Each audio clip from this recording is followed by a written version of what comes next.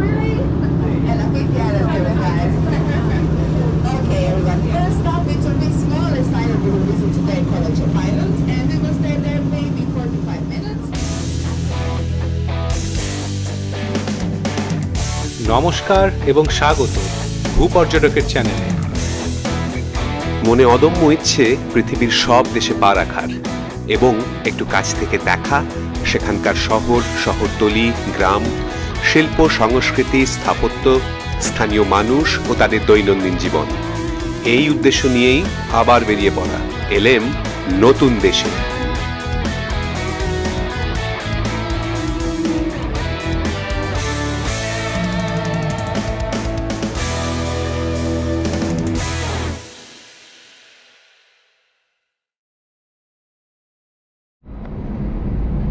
ভোরের ফ্লাইটে রওনা হয়েছি জাগ্রেবের ফ্রানিও ট্রুজম্যান আন্তর্জাতিক বিমানবন্দর থেকে।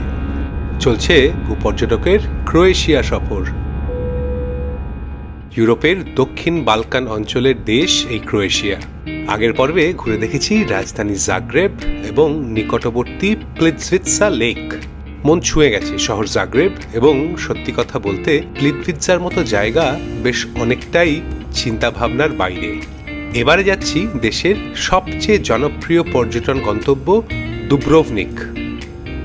দুব্রোভনিকের ঐতিহাসিক আকর্ষণ, নাটকীয় প্রাকৃতিক দৃশ্য এবং বিশেষ করে 2011 সালের পর গেম অফ থ্রোনসের কিংস ল্যান্ডিং হিসেবে বিশ্বব্যাপী খ্যাতি অর্জন করার ফলে এটি বর্তমানে ইউরোপের অন্যতম প্রধান পর্যটন কেন্দ্রে পরিণত হয়েছে। শহরের এই অসাধারণ জনপ্রিয়তা নিঃসন্দেহে এর চারিত্রিক বৈশিষ্ট্য। মোটামুটি ঘণ্টাখানেকের উড়ান। বিমান ধীরে ধীরে অবতরণ করছে অ্যাড্রিয়াটিক সাগরের উপর দিয়ে। আবহাওয়া খুব ভালো, তাই পরিষ্কার দেখা যাচ্ছে বিস্তৃত গাঢ় নীল সমুদ্রের জলরাশি আর তার কোল ঘেঁষে পাথুরে উপকূল। একগুচ্ছ লাল ছাদ যেখানে জমাট বেঁধে রয়েছে সেইটাই প্রাচীন নগরী দুব্রোভনিক। তার একটু ডান দিকে জলের ওপর সবুজ দ্বীপ লোকরুম। প্লেন থেকে এই দৃশ্যই প্রমাণ করে যে কেন এই শহরকে বলা হয় পার্ল অফ দি অ্যাড্রিয়াটিক। দুব্রোভনিকের এই জনপ্রিয়তার একটা উল্টো দিকও রয়েছে। অতিরিক্ত পর্যটনের ভার প্রায়শই এখানে চ্যালেঞ্জ তৈরি করছে। শুনেছি দিনের বেলা বিশালাকার ক্রুজ জাহাজ থেকে হাজার হাজার পর্যটক নামলে ওল্ড টাউনের এই সরু গলিগুলি ভিড়ের চাপে কার্যত অচল হয়ে পড়ে। তাই আমার আজকের প্ল্যান হলো বেলা বাড়ার আগেই শহরের শান্ত পরিবেশটা যতটা সম্ভব উপভোগ করে নেওয়া।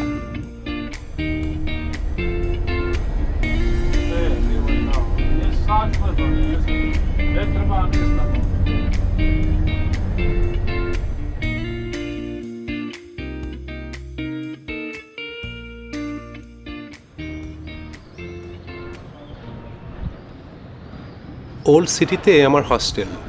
সেখানে ব্যাগ জমা করে বেরিয়ে কয়েক ধাপ সিঁড়ি ধরে নামতেই দুব্রোভনিকের পুরনো শহরের প্রধান রাস্তা স্ত্রাদুন। মার্বেল পাথর দিয়ে তৈরি এই রাস্তায় গথিক, রেনেসা এবং ব্যারক স্থাপত্যের এক চমৎকার মিশ্রণ চোখে পড়ে। সত্যি এক ঝলকেই মন জয় করে নেওয়ার ক্ষমতা রাখে দুব্রোভনিক। এমন একটা জায়গা সত্যি অভূতপূর্ব আমার কাছে।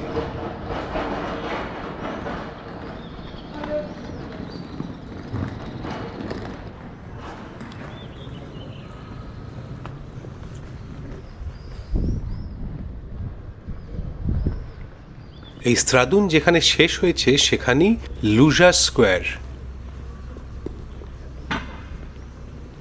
আর একটু এগোলেই পন্টে গেট। গেট অতিক্রম করলেই স্তারা লুকা বা ওল্ড পোর্ট অফ দুব্রোভনিক।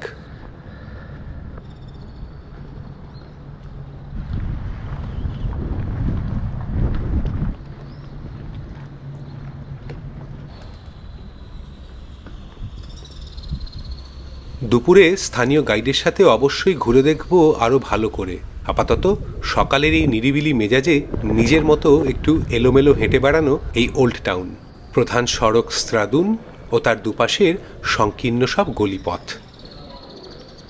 ভৌগোলিকভাবে ক্রোয়েশিয়ার ডালমেশিয়ান উপকূলে অ্যাড্রিয়াটিক সাগরের তীরে অবস্থিত দুব্রোভনিক একটি দেয়াল ঘেরা দুর্গ শহর।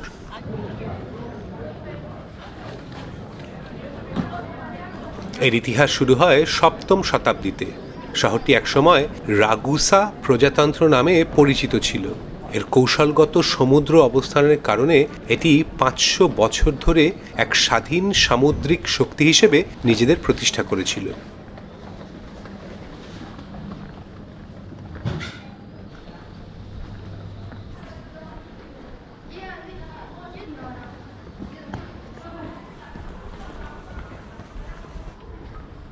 অ্যাড্রিয়াটিক সাগরে একটি সমৃদ্ধশালী সামুদ্রিক ও বাণিজ্যিক শক্তি হিসেবে রাগুসার প্রজাতন্ত্রের ছিল বিরাট জাহাজের ফ্লিট, উন্নত আইন ব্যবস্থা এবং সুসংগঠিত সরকার।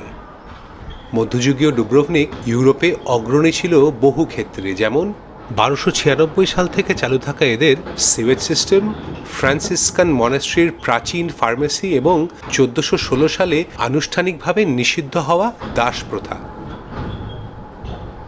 ১৬৬৭ সালে দুব্রোভনিক সম্মুখীন হয় এক ভয়াবহ ভূমিকম্পের, যা রাগুসার শক্তিকে দুর্বল করে। ১৮০৮ সালে ফরাসি সম্রাট নেপোলিয়ন বোনাপার্টের সৈন্যদের দ্বারা এই প্রজাতন্ত্রের অবসান ঘটে। তারপর প্রায় এক শতাব্দী ধরে এরা অস্ট্রিয়ার অংশ হয়ে থাকে। দুব্রোভনিকের আধুনিক ইতিহাসে সবচেয়ে বড় আঘাত আসে ১৯৯০-এর দশকের ক্রোয়েশিয়ান স্বাধীনতা যুদ্ধের সময়।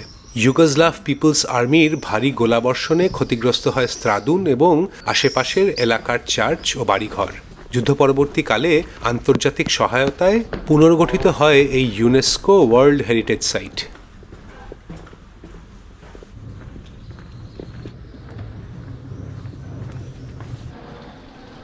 দুব্রোভনিকের প্রাচীন নগরীর হৃৎপিণ্ড এই স্ত্রাদুন। প্রায় ৩০০ মিটার লম্বা মার্বেল পাথরের রাজপথ, যা চলে গেছে শহরের এক প্রান্তে পন্টে গেট থেকে অন্য প্রান্তে পিলা গেট পর্যন্ত। আদপে এটি ছিল শহরকে দুটি ভাগে বিভক্তকারী একটি অগভীর খাল। ১২ শতাব্দীতে ভরাট করে তৈরি হয় এই প্রধান সড়ক। তারপর বসে লাইমস্টোনের বাঁধাই। বহু শতাব্দী ধরে মানুষের হাঁটাচলা ও বাণিজ্যের ফলে সেই পাথর হয়ে উঠেছে আরও অনেক মসৃণ ও উজ্জ্বল।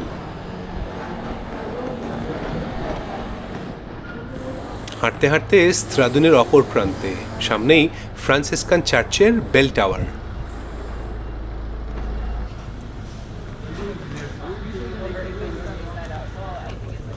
তারপরেই বিগ ওনোফ্রিওস ফাউন্টেন, শহরের জল আনার অ্যাকোয়াডাক্ট ব্যবস্থার শেষ বিন্দু। প্রাচীন নগরীতে প্রবেশের প্রধান দরজা পিলা গেট। তার রাস্তা ধরেই বেরিয়ে যাচ্ছি ওল্ড সিটি থেকে।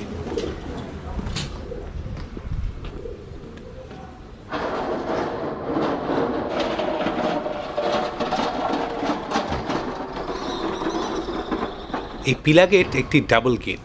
মূল ফটকের বাইরে রয়েছে পাথরের সেতু এবং একটি খিলান।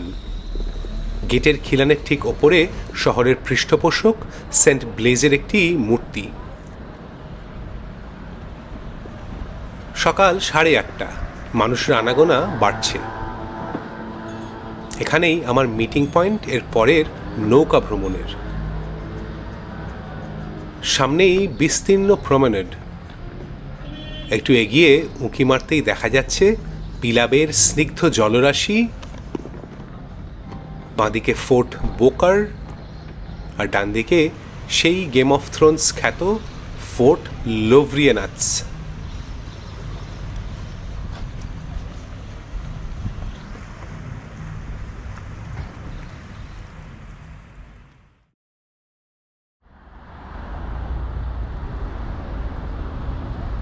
কাঠের এই নৌকা চড়ে পরের কয়েক ঘন্টা চষে বেড়াবো দুব্রোভনিকের উপকূলের উত্তর পশ্চিমে অবস্থিত দ্বীপপুঞ্জ এলাফেতি আইল্যান্ডস।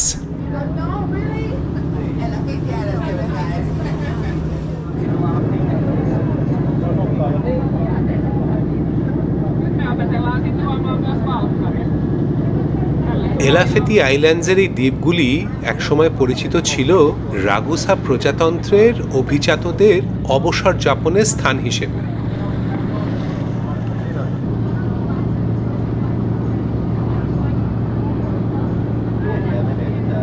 সমুদ্রের হাওয়া আর ঘরে তৈরি স্থানীয় গ্রেপ ওয়াইন খেতে খেতে অ্যাড্রিয়াটিকের নীল জলের ওপর দিয়ে ভেসে বেড়ান।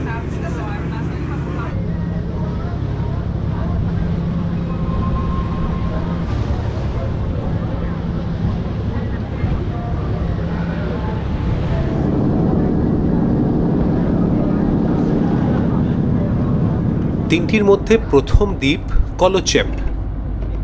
কলোচেপ দ্বীপটি দুব্রোভনিকের সবচেয়ে কাছে অবস্থিত এবং এটি পরিচিত তার শান্ত নিরিবিলি পরিবেশ ও ক্রিস্টাল ক্লিয়ার জলের জন্য।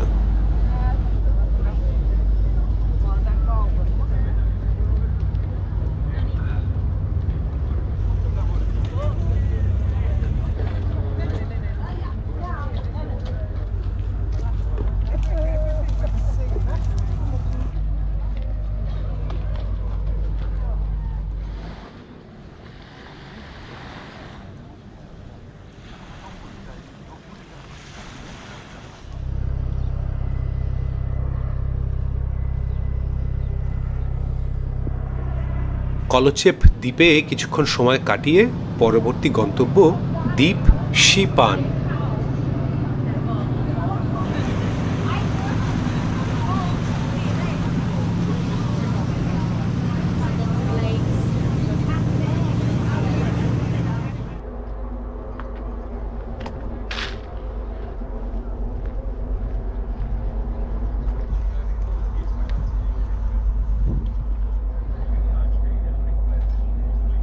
শিপান হল এই এলাফিতি আইল্যান্ডসের বৃহত্তম দ্বীপ।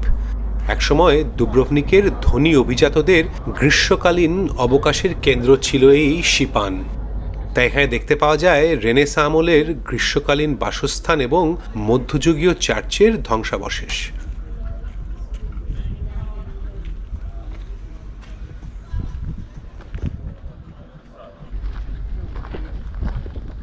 Можно поднимать практически без вреда для него.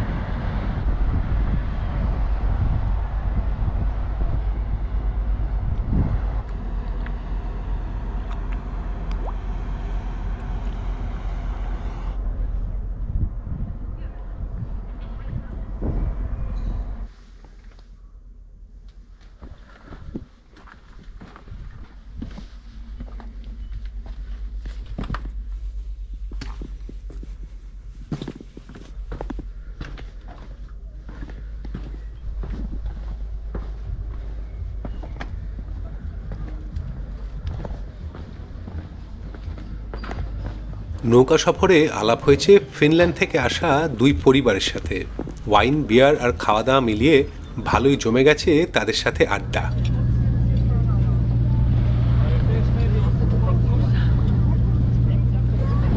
নৌকোতেই ভাজা মাছটি দিব্যি উল্টে খেয়ে এবার শেষ স্টপ দ্বীপ লোপুত, পরিচিত তার দীর্ঘ সোনালী সৈকত সুঞ্চ বিচের জন্য।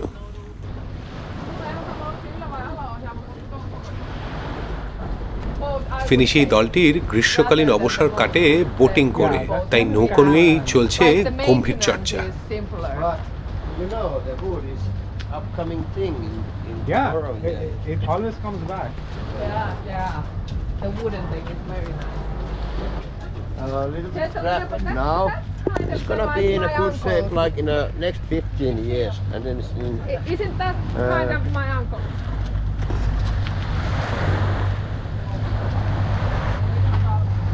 Like that one that both his uncle had. That's okay.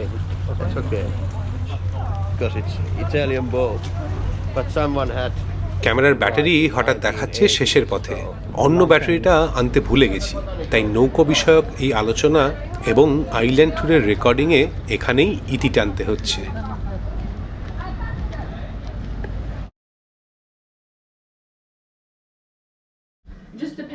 হোস্টেলে ফিরে আসতে হলো ক্যামেরার ব্যাটারির কারণে। সেরে নিলাম চেক ইনের পর্ব। ছোট্ট পাথুরে দেওয়ালের এই ঘরটাও দেখার মতো।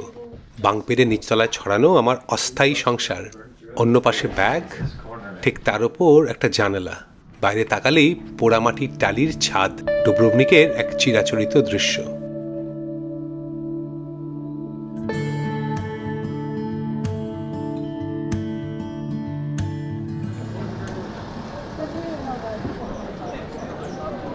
দুপুরের ওয়াকিং ট্যুরে বেরিয়েই টের পেলাম ভিড়ের ঠেলা।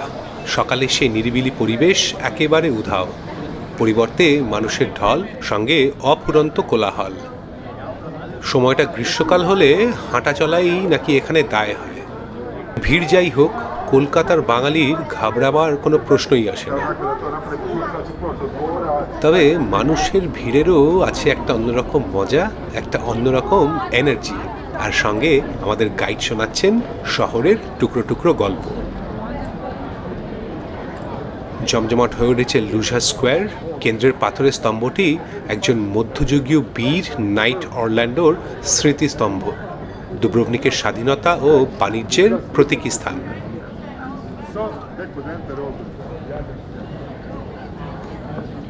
চত্বরটি একসময় ছিল প্রশাসনিক ও জনসাধারণের কার্যকলাপের কেন্দ্র।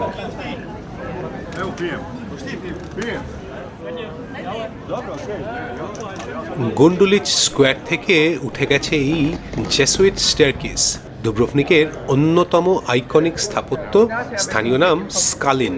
রোমের স্প্যানিশ স্টেপসের আদলে এটি নির্মাণ করেন 1713 সালে রোমান স্থপতি পিয়েত্রো পাসালাকুয়া। দুব্রোভনিকের পর্যটনের দুনিয়ায় এই সিঁড়িটির গুরুত্ব কিন্তু অপরিসীম। যারা গেম অফ থ্রোনস দেখেছেন তারা নিশ্চয়ই চিনতে পারছেন, এই সিঁড়িতেই চিত্রায়িত হয়েছিল বহু আলোচিত দৃশ্য ওয়াক অফ শেম। দৃশ্যটির জনপ্রিয়তা এতটাই যে বহু পর্যটক শুধুমাত্র এই সিঁড়িটি দেখতে ভিড় জমান এই স্থানে। সিঁড়ি দিয়ে উঠলেই চার্চ অফ সেন্ট ইগনেশিয়াস। 1713 সালে নির্মিত এই চার্চটি জেসুইট স্থাপত্যের এক অনন্য নিদর্শন।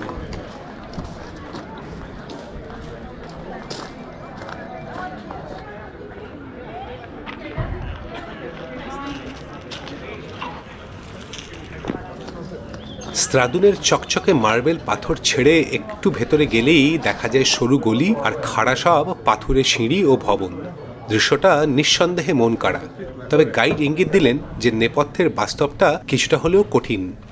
পরিসংখ্যান অনুযায়ী 1930-এর দশকে এই প্রাচীন নগরীর ভেতরে প্রায় 5000 স্থানীয় মানুষ বসবাস করতেন, যা এখন কমে 1000-এর নিচে নেমে গেছে। ওভার ট্যুরিজমের কারণে দৈনন্দিন জীবনযাত্রা হয়ে পড়েছে ব্যয়বহুল এবং চ্যালেঞ্জিং। ভারী বাজার নিয়ে ওঠা বা নিত্য প্রয়োজনীয় জিনিসের অভাব অনেককেই বাধ্য করেছে আধুনিক শহরতলিতে চলে যেতে। ফলে পুরনো শহরের অনেক ঘর এখন কেবলই পর্যটকদের জন্য শর্ট টার্ম রেন্টাল বা এয়ারবিএনবি। শহরের অংশটি এখন মূলত একটি ওপেন এয়ার মিউজিয়ামে পরিণত হয়েছে, যেখানে ঐতিহাসিক স্থাপত্যগুলি টিকে থাকলেও স্থানীয় জনবসতির পুরনো সামাজিক কাঠামোটি ক্রমশ বিলুপ্তির পথে। আধুনিক দুব্রোভনিক এখন বিশ্ব ঐতিহ্যের সংরক্ষণ এবং পর্যটন ব্যবসার এক জটিল অর্থনৈতিক ভারসাম্যের উপর দাঁড়িয়ে।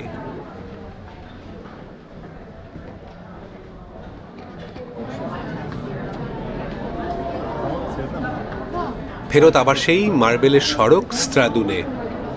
বিগ ওনোফ্রিওস ফাউন্টেনের চারপাশে এখন জমিয়ে ভিড়। ক্রুজ লাইনারের পতাকা হাতে ট্যুর গ্রুপ লিডার, তাকে অনুসরণ করে লাইন দিয়ে চলেছে পর্যটকের দল।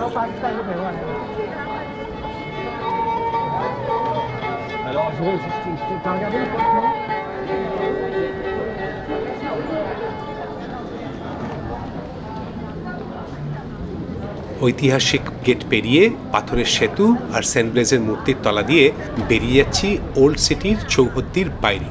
পরের গন্তব্য দুব্রোভনিকের বিখ্যাত সিটি ওয়ালস।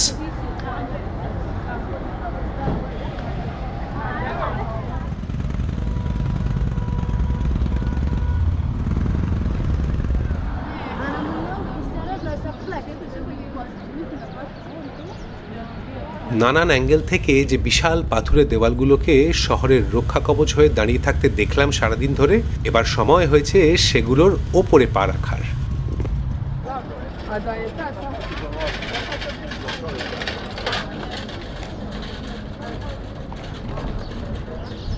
প্রাচীর ভ্রমণ যেখান থেকে শুরু হলো সেখান থেকে নিচে দেখা যাচ্ছে স্ত্রাদুনের এ প্রান্ত থেকে ও প্রান্ত। বেলা পড়ে আসতে ভিড় আস্তে আস্তে হালকা হচ্ছে পর্যটকদের।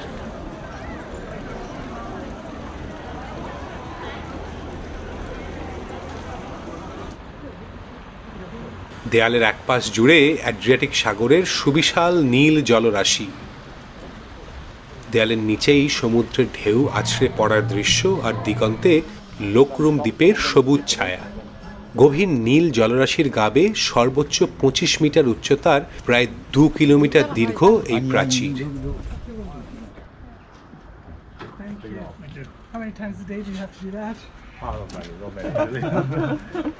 65,000. People are better than clear sky actually. I walk.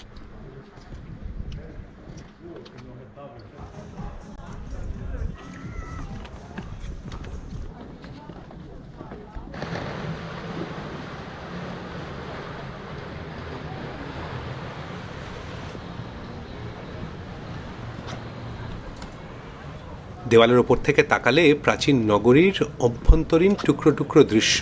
হাজার হাজার কমলা লাল পোড়ামাটির ছাদ, নিচে থাকা স্ট্রাডুনের মার্বেল পাথরের উজ্জ্বল পথ, ছোট ছোট গলি এবং গির্জার চূড়াগুলি এক সুশৃঙ্খল বিন্যাস তৈরি করে।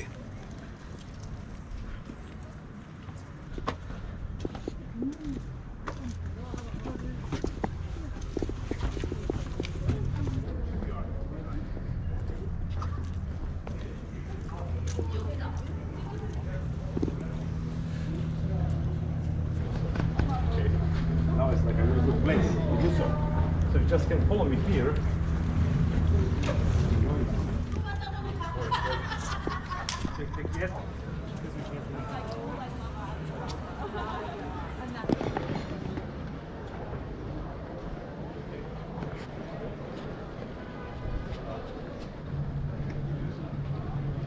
দুব্রোভনিক যখন স্বাধীন রাগুসা প্রজাতন্ত্র ছিল, সেই সময় ভেনিস এবং অটোমান সাম্রাজ্যের মতো পরাশক্তিদের হাত থেকে শহরকে রক্ষা করার জন্য প্রতিরক্ষা ব্যবস্থা হিসেবে গড়ে তোলা হয় এই দেওয়াল।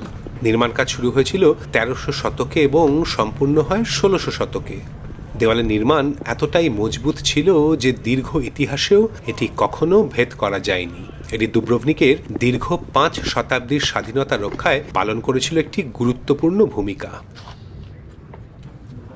লোহার কামান তাক করা রয়েছে পুরনো বন্দরের দিকে।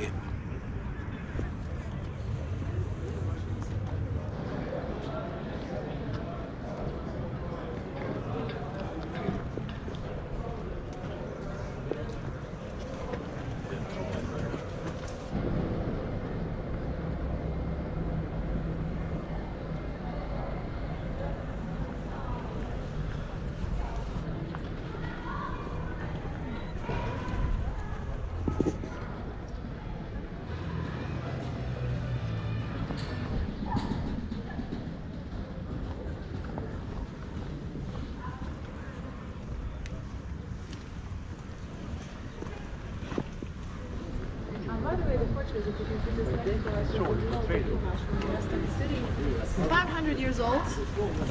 Today there is a massive nightclub inside. Let's go. So I guess times really do change, as you can see that. So they built this fort here as an extra defenses for the eastern entrance in case of an enemy of the Ottomans, coming here, because it's just 30 days walk from here.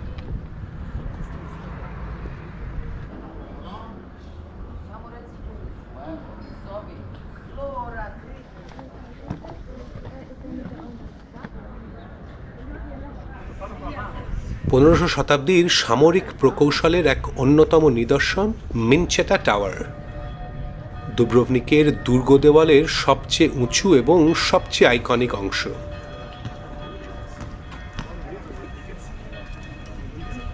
টাওয়ারের ওপর থেকে দেখা যাচ্ছে পুরনো শহরের লাল ছাদ, পার্শ্ববর্তী লোকরুম দ্বীপ এবং অ্যাড্রিয়াটিক সাগরের এক চমৎকার দৃশ্য।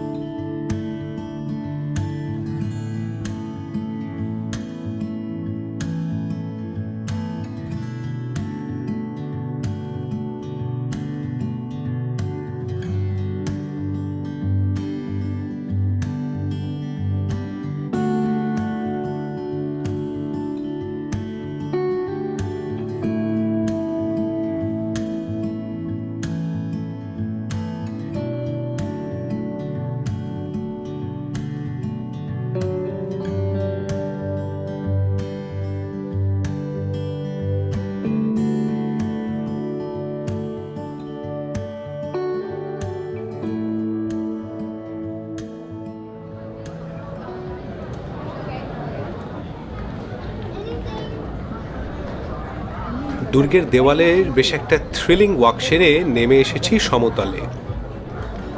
স্ত্রাদুনে ক্রুজ পর্যটকদের ভিড় অনেকটাই বিদায় নিয়েছে, ফিরছে এখন তার নিজের ছন্দে।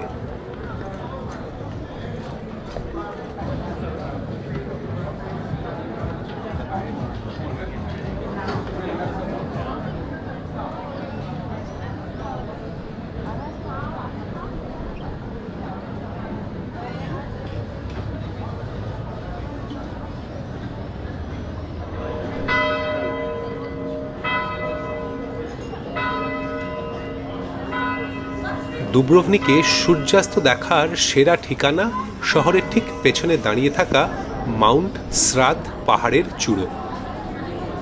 এই স্ত্রাদুন থেকেই সিঁড়ি বেয়ে কিছুটা পথ উঠে কেল্লা চত্বর থেকে বেরিয়ে রয়েছে কেবল কার। এগিয়ে যাচ্ছি সেই দিকেই।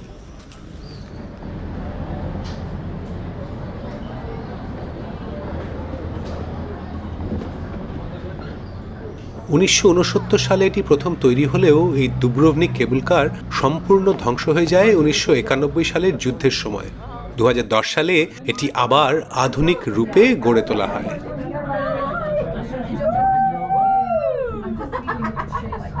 সমুদ্রপৃষ্ঠ থেকে 412 মিটার উঁচুতে উঠতে লাগে মিনিট 4।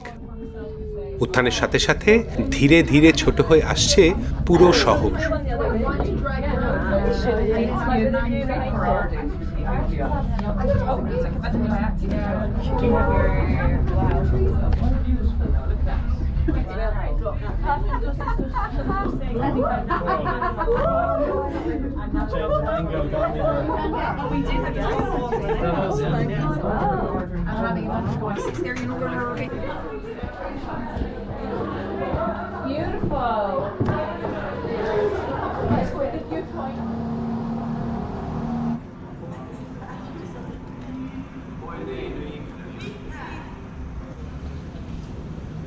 দাঁড়িয়ে দাঁড়িয়ে কিছুক্ষণ দেখা, একের পর এক কোচের অনবরত আসা যাওয়া।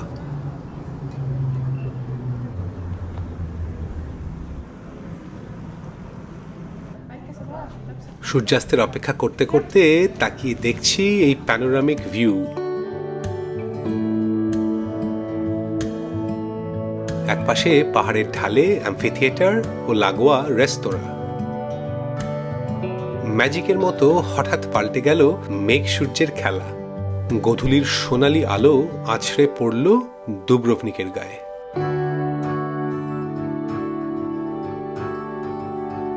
সূর্যাস্তের আলোয় শিল্পীর আঁকা ক্যানভাসের মতো দুব্রোভনিকের ছবিটা স্মৃতিতে নিয়েই শুরু করলাম সফর শেষের পালা।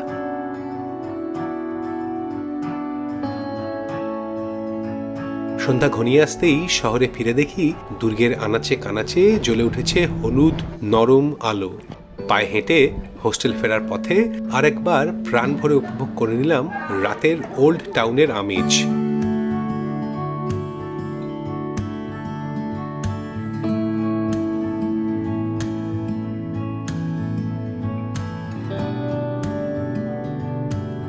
দিনের ভিড় কমে এলেও দুব্রোভনিকের ব্যস্ততা কিন্তু ফুরিয়ে যায়নি।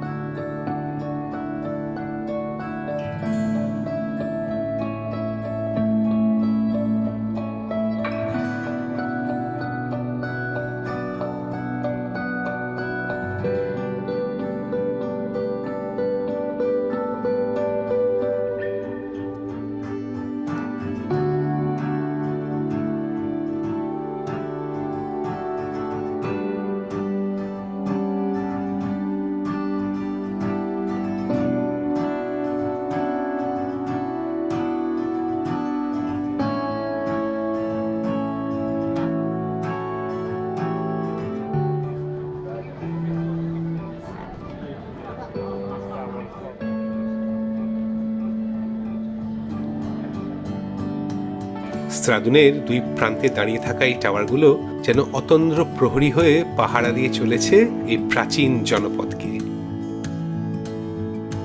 শরীরে ক্লান্তি থাকলেও মনটা এক অদ্ভুত তৃপ্তিতে ভরা। আর এই ভালো লাগা নিয়েই শেষ হলো আমার ক্রোয়েশিয়ার পর্ব। কাল সকালে বেরিয়ে পড়া। দেখা হবে আবার কোনো নতুন দেশে নতুন কিছু গল্প নিয়ে। সঙ্গে থাকুন ভূপর্যটকের চ্যানেলে।